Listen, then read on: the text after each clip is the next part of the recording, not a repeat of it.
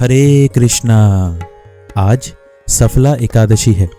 ये एकादशी 2024 में पड़ने वाली पहली एकादशी है, जो कि 7 जनवरी दिन रविवार को पड़ रही है। इस एकादशी का पारण समय अगले दिन 8 जनवरी सुबह 6:36 से लेकर 9:54 पर है। सफल एकादशी का जो महत्व है, आइए वो सुनते हैं। धर्मराज युधिष्ठिर कहने लगे कि हे जनार्दन, मैंने मार्गशीर्ष शुक्ल एकादशी अर्थात मोक्षदा एकादशी का सविस्तार वर्णन सुना। अब आप कृपा करके मुझे पौष माह के कृष्ण पक्ष की एकादशी के विषय में भी बतलाइए। इस एकादशी का क्या नाम है तथा इसके व्रत का क्या विधान है, इसकी विधि क्या है, इसका व्रत करने से किस फल की प्राप्ति होती है, कृपया यह सब विधान पूर्वक कहिए।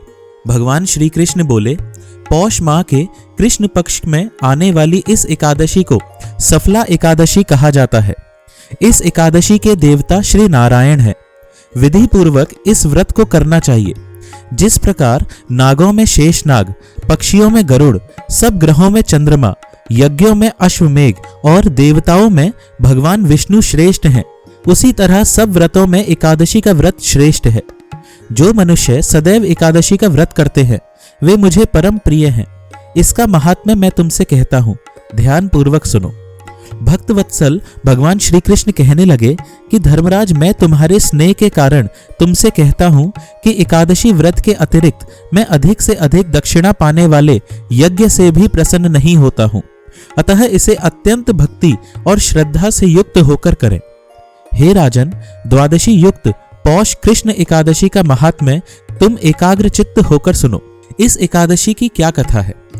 चंपावती नगरी में एक महिष्मान नाम का राजा राज्य करता था। उसके 4 पुत्र थे। उन सब में लुम्पक नाम वाला बड़ा राजपुत्र महापापी था। वह पापी सदा परस्त्री और वैश्यगमन तथा दूसरे बुरे कामों में अपने पिता का धन नष्ट किया करता था। सदैव ही देवता, ब्राह्मण, वैष्णवों की निंदा किया करता था। जब राजा को अपने बड़े पुत्र के ऐसे कुकर्मों का पता चला तो उन्होंने उसे अपने राज्य से निकाल दिया। तब वह विचारने लगा कि कहाँ जाऊं, अब क्या करूं। अंत में उसने चोरी करने का निश्चय किया। दिन में वह वन में रहता और रात्रि को अपने पिता की नगरी में चोरी करता तथा प्रजा को तंग करने और उन्हें मारने का कुकर्म करता। कुछ समय पश्चात सारी नगरी भयभीत हो गई। वह वन में रहकर पशु आदि को मारकर खाने लगा। नागरिक और राज्य के कर्मचारी उसे पकड़ लेते, किंतु राजा के भय से छोड़ देते। वन में एक अति प्राचीन विशाल पीपल का वृक्ष था। लोग उसकी भगवान के समान पूजा करते थे।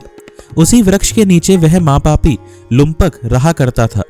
इस वन को लोग देवताओं की क्रीड़ा स्थली मानते थे।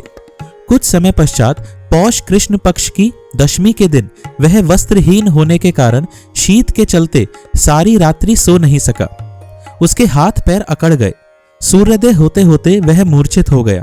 दूसरे दिन एकादशी को मध्याह्न के समय सूर्य की गर्मी पाकर उसकी मूर्छा दूर हुई। गिरता पड़ता वह भोजन की तलाश में निकला। पशुओं को मारने में वह समर्थ नहीं था, अतः पेड़ों के नीचे गिरे हुए फल उठाकर वापस उसी पीपल के नीचे आ गया। उस समय तक भगवान सूर्य अस्त हो चुके थे। वृक्ष के नीचे फल रखकर कहने लगा, हे भगवान, अब आपको ही अर्पण है ये फल, आप ही तृप्त हो जाइए। उस रात्रि को दुख के कारण रात्रि को भी नींद नहीं आई। उसके इस उपवास और जागरण से भगवान अत्यंत प्रसन्न हो गए और उसके सारे पाप नष्ट हो गए।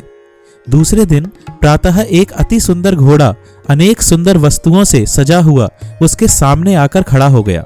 उसी समय आकाशवाणी हुई कि हे राजपुत्र, श्री नारायण की कृपा से तेरे पाप नष्ट हो गए हैं। अब तू अपने पिता के पास जाकर राज्य प्राप्त कर। ऐसी वाणी सुनकर वह अत्यंत प्रसन्न हुआ और दिव्य वस्त्र धारण करके भगवान आपकी जय हो कहकर अपने पिता के पास गया। उसके पिता ने प्रसन्न होकर उसे समस्त राज्य का भार सौंप दिया और स्वयं वन के रास्ते चल दिए। अब लुम्पक शास्त्रानुसार राज्य करने लगा। उसके स्त्री, पुत्र आदि सारा कुटुंब भगवान नारायण का परम भक्त हो गया। वृद्ध होने पर वह भी अपने पुत्र को राज्य का भार सौंपकर वन में तपस्या करने चला गया और अंत समय में वैकुंठ को प्राप्त हुआ। अतः जो मनुष्य इस परम पवित्र सफला एकादशी का व्रत करता है उसे अंत में मुक्ति मिलती है। जो नहीं करते वे पूंछ और सींगों से रहित पशुओं के समान है। इस सफला एकादशी के महात्म्य को पढ़ने से अथवा श्रवण करने से मनुष्य को अश्वमेघ यज्ञ का फल मिलता है। हरे कृष्णा कृष्ण कृष्ण हरे हरे, हरे राम राम राम हरे हरे। जय हो एकादशी व्रत की जय हो।